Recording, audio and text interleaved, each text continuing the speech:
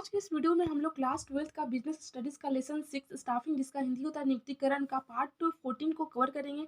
इस वीडियो में हम लोग प्रशिक्षण का अर्थ एवं अवधारणा ट्रेनिंग का मीनिंग एंड कॉन्सेप्ट के बारे में डिस्कस करेंगे। तो प्रशिक्षण के अर्थ और अवधारणा को समझने से पहले इसका बेसिक मीनिंग में एक्सप्लेन करना चाहूँगी कि प्रशिक्षण क्या होता है। किसी भी संस्था या किसी भी बिजनेस ऑर्गेनाइजेशन में सबसे फर्स्ट जो प्रोसेस होता है वो होता है रिक्वायरमेंट की। तो रिक्वायरमेंट होने के पश्चात फिर सेकंड जो होता है वो होता है सिलेक्शन की। तो चयन प्रक्रिया के दौरान जिन जिन कर्मचारियों को जिन जिन एप्लीकेंट को चुना जाता है उनको ट्रेनिंग दी जाती है प्रशिक्षण के दौरान। प्रशिक्षण के दौरान किसी भी विशिष्ट कार्य को करने के लिए या किसी भी विशेष कार्य को करने के लिए उनके अंदर योग्यता, निपुणता और स्किल डेवलपमेंट की जाती है ताकि वो अपने कार्य को अच्छी तरह से कर सके और जो बिजनेस ऑर्गेनाइजेशन का जो गोल है उसको अच्छी तरह से अचीव कर सके, जिससे कि कम रिसोर्सेस में ही अधिक से अधिक उत्पादन कर सके और संस्था को प्रोग्रेस की राह पर ले जाए। तो प्रशिक्षण का यही बेसिक मीनिंग है। चलिए हम लोग इसका डिटेल में एक्सप्लेनेशन समझते हैं। तो चलिए स्टार्ट करते हैं आज के इस वीडियो को। तो प्रशिक्षण का अर्थ एवं अवधारणा। प्रशिक्षण एक प्रक्रिया है अर्थात ये एक प्रोसेस है जिसके द्वारा किसी विशिष्ट कार्य को करने के किसी व्यक्ति की योग्यता, निपुणता तथा कुशलता में वृद्धि की जाती है। अर्थात जिसके द्वारा किसी विशेष कार्य को करने के लिए किसी व्यक्ति को उसके एबिलिटी में, उसके कैपेसिटी में, उसके एफिशिएंसी में इंक्रीज की जाती है। प्रशिक्षण के द्वारा कर्मचारियों को न केवल कार्य के प्रति सामान्य ज्ञान प्राप्त होता है अपितु उसके सौंपे गए कार्य के प्रति रुचि उत्पन्न होती है। प्रशिक्षण के द्वारा ही कर्मचारी को न कि केवल सिर्फ कार्य के बारे में ज्ञान होता है बल्कि उनको उस कार्य को करने में इंटरेस्ट डेवलपमेंट होता है।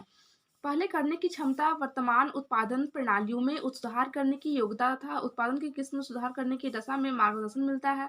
और प्रशिक्षण कभी ना समाप्त होने वाली अर्थात सतत प्रक्रिया है। कहने का मतलब जो ट्रेनिंग है वो जो है ट्रेनिंग जो है वह कंटिन्यूअस प्रोसेस है।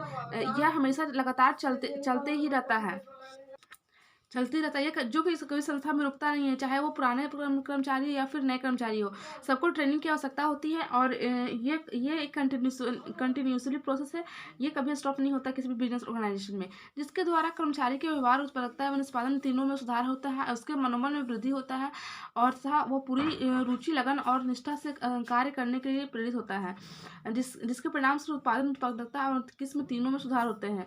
और जिस प्रकार कर्मचारी को ट्रेनिंग के दौरान उनको कार्य में इंटरेस्ट लेने लगता है, अपनी पूरी लगन और निष्ठा से कार्य को कंप्लीट करने लगता है, तो उसके फलस्वरूप जो प्रोडक्शन में जो इंक्रीज होती है और फिर से जो उत्पादकता किस्म में सुधार होती है और कर्मचारी का भी डेवलपमेंट होता है, साथ ही साथ बिजनेस ऑर्गेनाइजेशन का भी डेवलपमेंट होता है।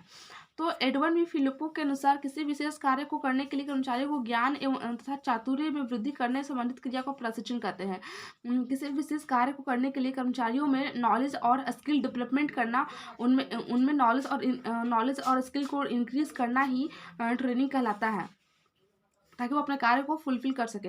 डेल स्पिच के अनुसार प्रशिक्षण एक ऐसे संगठित कार्यविधि जिसके द्वारा व्यक्ति किसी विशिष्ट उद्देश्य के लिए ज्ञान और चातुर्य सीखते हैं। मतलब कि यह एक ऐसा प्रोसेस है जिसके थ्रू जो कर्मचारी है वह किसी स्पेसिफिक पर्पस के उद्देश्य से उसको प्राप्त करने के लिए नॉलेज और स्किल को डेवलपमेंट करते हैं और उसको लर्न करते हैं।